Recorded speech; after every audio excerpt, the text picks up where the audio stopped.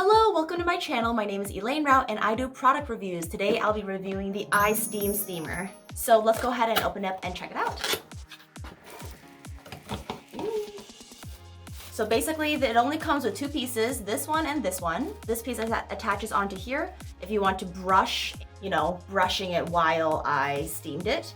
That's pretty cool. In the front there's this little arrow. If you push it up, it actually releases this canal for the water. There we go. And over here is where you pour the water in. You take that out like that. You can see how much water is flowing in with this little window here. You can also see the water levels on the side. Then go ahead and press this shut and then insert it back in there.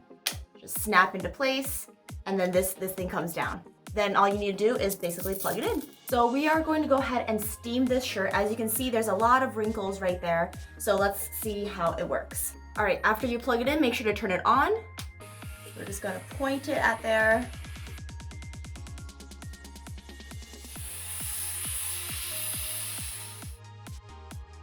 So as you can see here is like the before and after. Before, see that there's a lot more like little lines like that.